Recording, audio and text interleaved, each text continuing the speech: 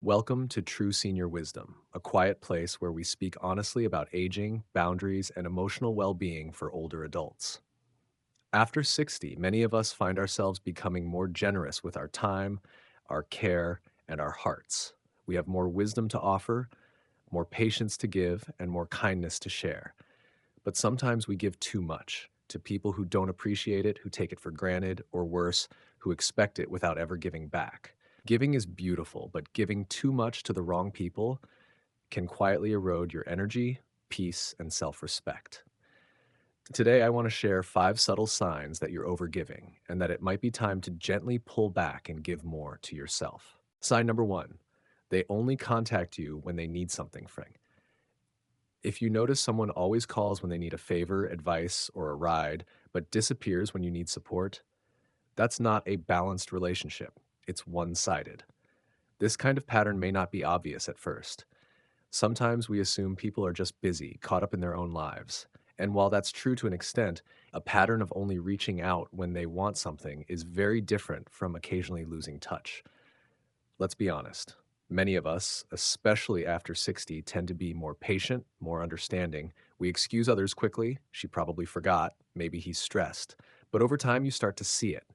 The phone only rings when there's a need.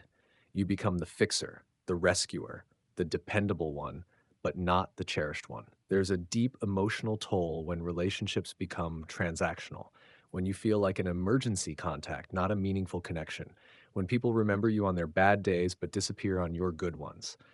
It sends a quiet message. Your value is tied to your usefulness, and the more you give, the more that pattern reinforces itself. It's not just your time they take, it's your emotional availability, your attention, your energy. You begin to feel depleted. But here's the truth, you are not just a helper. You are not a background character in someone else's story. You are a whole person with needs, thoughts, dreams, and boundaries of your own. A healthy relationship doesn't just call when the car breaks down or when they're having a bad day. It also shows up to celebrate your small victories, to sit beside you in silence, to ask, how are you really doing? So, how do you handle it? It doesn't mean you have to cut everyone off, but it does mean you start observing. You notice who only appears when they want something. You start putting emotional distance where it's needed. You pause before saying yes, just to be polite. And you start saying this to yourself: my kindness is not an obligation. My time is not endless. My love is not a currency to be traded. You are allowed to give, but you are also allowed to protect, to reserve energy for the people who meet you halfway, to honor yourself as much as you honor others. Boundaries aren't punishments, they are doors. They invite the right people in and gently close on those who only knock when they're in trouble. As you get older, peace becomes more important than performance. Mutual respect becomes more important than constant rescuing. And the people who truly care, they won't just call when they need something. They'll call just to say, I thought of you today. Let those be the ones you give to freely. But let's take this further. Let's ask the hard questions. Why do we allow ourselves to stay in these patterns for so long? Because we were raised to be kind, to put others first, to be helpful. And those values are beautiful until they become chains, until they convince you that being used is the same as being useful. You may have grown up believing that your worth is tied to your service, that saying no is rude, that setting boundaries is selfish. But the truth is, boundaries are how love survives. They're how you survive. When someone only sees your hand and not your heart, it's time to pull that hand back, not in anger, not in revenge, but in wisdom. Sometimes the only way others will ever realize your value is when you stop being endlessly available. That moment when they reach out and you're not there to fix, to solve, to listen without limits, that's the moment they're faced with who you really are and what they've taken for granted. And if they don't notice your absence, then perhaps your presence was never truly appreciated to begin with. This kind of awakening is not easy. It can feel lonely at first, but over time, you'll begin to feel lighter, freer, stronger. You'll begin to see who checks in, not because they need something, but because they miss you, who remembers your birthday, even without a reminder, who shows up not with a request, but with a simple, how are you? Give more to those people, and give more to yourself. You've spent your life giving. Now it's time to balance the scales, not with anger, but with awareness, not with silence, but with self respect, not with distance, but with dignity. Because after 60, peace is worth more than pleasing. And the people who truly care about you, they'll never make you question your worth in the first place. Sign number two, you feel emotionally drained after interactions. Healthy relationships should nourish your spirit. If every phone call or visit leaves you feeling tired, heavy, or unappreciated, your body is telling you something. Some people talk at you, not with you. They unload every frustration, every complaint, every worry onto your shoulders. And while it's good to be there for others, it's not good when it becomes a pattern of emotional dumping with no space for your thoughts or needs. When someone always needs to talk but never stays to listen, that's not communication. That's extraction. It's like being in a room where the air is slowly sucked out and you're expected to keep breathing for two people. This is especially common among older adults who have spent their lives being the go to person, the one everyone vents to, the one who always has a listening ear, the one who rarely interrupts. But over time, this role can become suffocating. Pay attention to how you feel after spending time with someone. Do you feel lighter, or do you feel like you've just run an emotional marathon? Relationships should not feel like work. Not every interaction should feel like a counseling session. And you shouldn't have to leave a visit wondering, why do I feel more alone than before they came? You deserve relationships that are reciprocal, not necessarily perfectly equal every time, but respectful and mindful. You deserve conversations where you feel seen, heard, and valued. If someone consistently drains your energy, it's okay to set limits. You don't have to answer every call. You don't have to reply right away. You don't have to stay on the phone for an hour just because they want to vent. It's okay to say, I'm not in the space to talk about heavy things today. Or can we talk about something lighter for a bit? Setting boundaries in conversation is not rude, it's healthy. And if the other person can't accept that, they're not looking for connection. They're looking for a container. And you, dear friend, are not a container. You are a whole emotional being who deserves to feel safe, heard, and respected. Start paying attention to your body. It often speaks before your mind can form words. If your chest tightens before a call, if your stomach knots at the thought of a visit, that's your intuition, your wisdom, your truth speaking to you. Listen to it, honor it, and remember, you are not responsible for healing everyone. You are not the solution to every problem. You are allowed to protect your peace, especially after you've spent a lifetime giving it to others. Here's something to reflect on. When was the last time someone asked how you were doing and actually paused to hear your answer? Do you feel you have to perform emotionally to be the strong one every time? Do you feel that if you're not cheerful or helpful, you have no place in the relationship? Those aren't relationships, those are emotional performances. You deserve spaces where you don't have to perform to be loved, where silence is welcomed, where your quiet is not a burden but a sign of trust. And maybe, just maybe, if someone truly cared, they would notice not just your words, but your silence too. Let go of the need to always be emotionally available. Let go of the pressure to be the counselor, the cheerleader, the peacemaker. Let yourself be the one who receives, not just the one who gives. This is your time. This is your peace. Let your energy belong to those who protect it, not those who consume it. True connection uplifts, it doesn't deplete. Let that be your guide. And one more thing, if you've ever felt guilty for stepping away, know this: distance is not disrespect. Sometimes it is self rescue. You are not walking away from someone, you are walking toward yourself. The older we get, the more we realize that our energy is our currency, not money, not time, not possessions, but our emotional capacity. Spend it wisely. Don't waste your golden years being emotionally bankrupt because someone else needed to borrow your light uh, without ever sharing their own. You have a right to protect your softness. You have a right to be selective. You have a right to say, this no longer feels good to me. Because at this point in life, peace isn't a luxury, it's a necessity. And anyone who truly belongs in your life will never make you feel like loving them costs you too much. Sign number three, they make you feel guilty when you say no. Saying no is one of the most powerful things you can do to protect your peace. But for many of us, especially those who have spent decades being helpful, dependable, and accommodating, saying no feels like a betrayal of who we are. We were taught to be nice, to say yes, to show up. And somewhere along the way, we confused love with self sacrifice. But here's the truth: anyone who makes you feel guilty for setting a boundary is not respecting you, they're managing you. Guilt is a powerful emotion. It can make you feel like you're being selfish for simply honoring your energy. It can whisper, you're letting them down, even when what you're doing is simply choosing yourself for once. And the hard part is, the guilt doesn't always come in loud, angry words. Sometimes it comes in silence, in a cold shoulder, in a comment like, I guess I'll just figure it out on my own then. Sometimes guilt is wrapped in compliments. You're always so generous. You're the only one I can count on. You're better at this than anyone else. These words seem kind on the surface, but underneath, they reinforce a role: the one who always gives, the one who never says no. And slowly they create an identity trap, where your worth is defined by what you do for others, not who you are. You don't need to explain yourself over and over.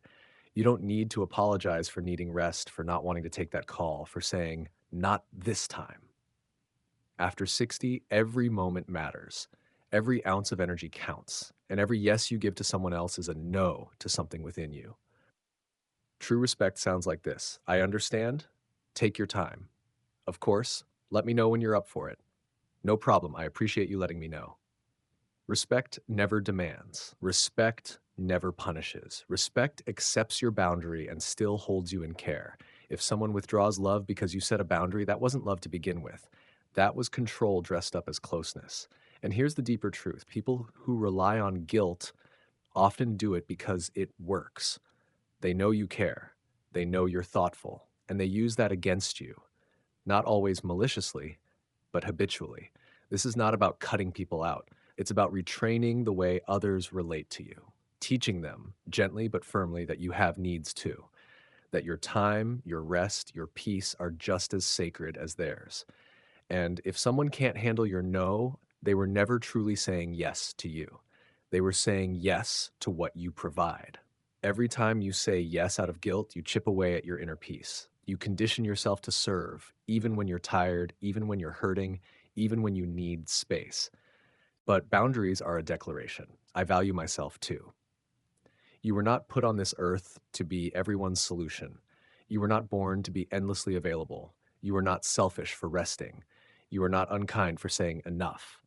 And listen closely: the people who truly care about you will never make you feel like you're wrong for choosing yourself. So the next time guilt knocks, try asking yourself, am I truly being unkind? Or am I simply choosing peace over people pleasing? That's not selfish, that's wisdom. And at this stage in life, wisdom is your right. Give yourself permission to pause, to rest, to honor your no with the same compassion you've always shown others. Because the more you practice saying no to guilt, the more space you create for authentic, mutual, and nourishing relationships, the kind that don't cost you your well being. The truth is, some people will never change until they no longer have access to the version of you that tolerates everything. Let them meet the new version, the one who knows her worth, who guards his peace, who gives only from a full cup. Protect your energy. Refuse guilt. Let love be a gift, not a demand. Let your no be a sacred act of self respect. And may the ones who truly love you never need an explanation to accept it. Sign number 4: they never ask how you're really doing. There's a special kind of silence that hurts, not because someone said something cruel, but because they said nothing at all. As we grow older, many of us start noticing that fewer and fewer people ask us, how are you? And truly wait for the answer. Not the polite version, not the one we rehearse out of habit, but the real one, the version that speaks of fatigue, of solitude, of quiet battles fought in silence. When someone never asks about your day, your health, your heart, it's easy to feel invisible. It's not always dramatic or intentional. Sometimes it's neglect hidden behind busyness or a lack of emotional depth masked as casual conversation. But over time, you begin to notice the conversations are always about them. They never follow up on the things you shared. They interrupt or change the subject when you open up. You start to wonder if you're valued for who you are or just for what you provide. As a parent, grandparent, friend, or even neighbor, you may have spent years being the steady presence, the good listener, the encourager. But now, when your voice grows softer, it often feels like no one leans in to hear you. This one sidedness isn't always malicious, but it is exhausting because being constantly supportive while never being supported in return chips away at your emotional reserve. And it sends a message: your story doesn't matter, only mine does. Everyone deserves to feel heard, especially those who've spent a lifetime listening. So here's what to look out for. Are they curious about your life beyond surface topics? Do they ask follow up questions? Do they remember the things you told them last week, last month? Do they notice when you're quieter than usual? Do they ever check in without needing something? Do they reach out just to say they were thinking of you? If the answer is no, it may be time to reevaluate that connection. Not to judge, but to gently rebalance your energy. Because after 60, your emotional world is just as rich, if not richer, than it's ever been. And it deserves care, curiosity, and kindness. The most meaningful relationships are not built on shared activity alone. They're built on shared presence, on I see you, I hear you, I care. If you find yourself in spaces where no one asks how you're really doing, create space for those who will. This isn't about demanding attention, it's about allowing room for mutual humanity. And don't be afraid to lead by example. Be honest when someone asks, how are you? Even if it's just one person who truly means it. Share more than the highlight reel. Share your heart. And when you notice someone who listens, really listens, cherish that connection. Cherish that connection. Water it. It may be rarer than you think, because the best kind of love, the truest kind of care, doesn't just talk. It listens. And if no one in your circle asks, how are you? Really? Then maybe it's time to ask it of yourself. Check in inwardly. What do I need today that I haven't spoken aloud? Where have I been silent for too long? What part of me longs to be acknowledged? The relationship you have with yourself, your voice, your truth, your presence, may become the most important one of all. Write your thoughts down. Speak them aloud, even if it's just to yourself in the mirror. You deserve to be known, not just for what you've done, but for how you've felt, what you've endured, and who you've become. Let yourself be seen, let yourself be known, and give your time only to those who truly value all of you, not just the part that's useful to them. You are not invisible, you are not too quiet, you are not a forgotten story. You are a full, vivid, beautiful life, still unfolding, and you deserve to be heard. Sign number 5, you're always the one who initiates Spediscanes. There comes a moment in life, often quiet and unnoticed, when you stop reaching out first and no one reaches back. You sit with that silence. You wonder what it means. And slowly you begin to understand. Some relationships only existed because you kept them alive. You were the one who called to check in, the one who sent the holiday card, the one who asked, want to meet for coffee? The one who remembered birthdays, anniversaries, and the small things that made people feel special.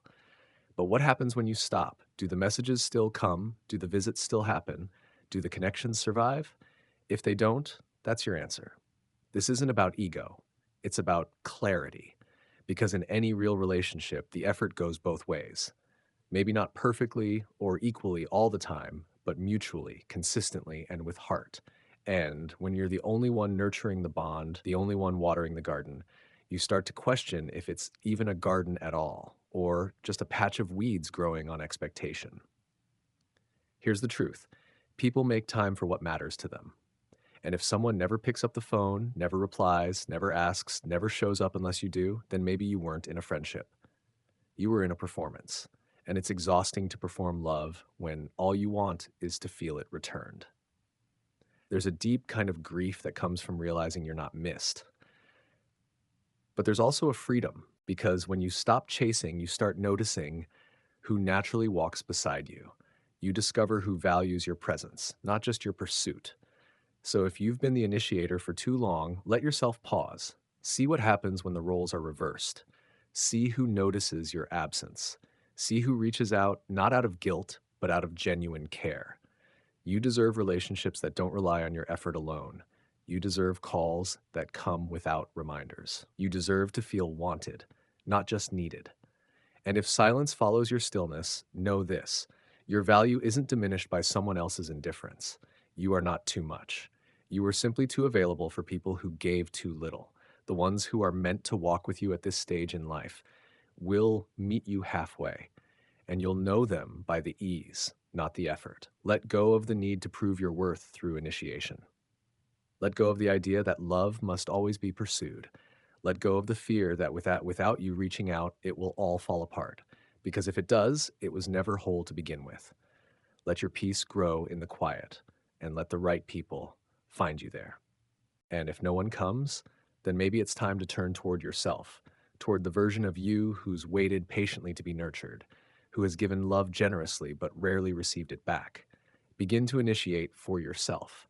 Write yourself a kind note. Call someone not to fix a relationship, but to strengthen your own sense of worth.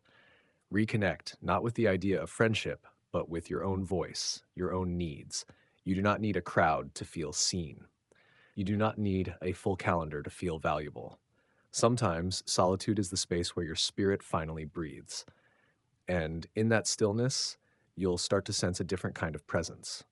The people who circle back on their own, the ones who were always listening even when they weren't loud, the souls who understand that showing up without being asked is its own kind of love. Relationships are not measured by how loud they are. They are measured by how steady they remain when the world goes quiet. So let your heart rest from reaching, let your hands loosen from grasping, let yourself receive. Because you have given enough, and now you are ready to be met. And if no one meets you right away, that's okay too. Not everyone is meant to stay. Not everyone is meant to understand the kind of peace you're building. Sometimes the greatest love story at this stage in life is the one you begin with yourself. The kind that asks nothing, judges nothing, expects nothing. The kind that simply welcomes you home. When you stop initiating, you make space for the natural, the effortless, the aligned. You open the door for truth to reveal itself.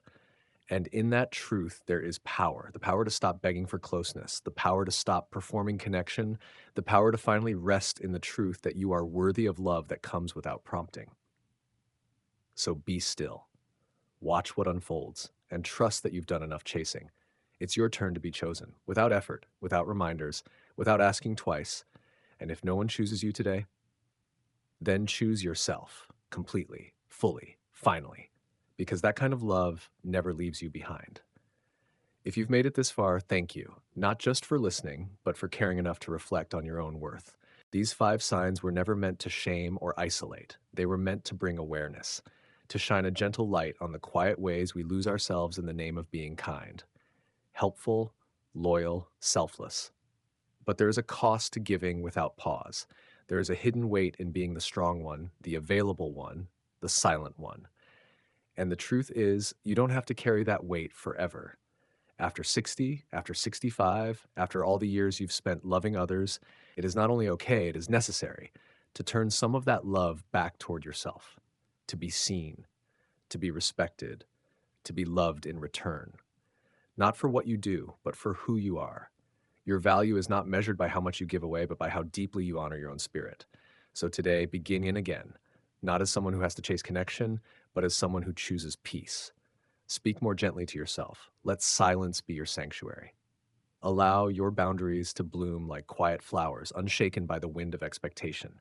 And remember, you are not selfish for stepping away from people who drain you.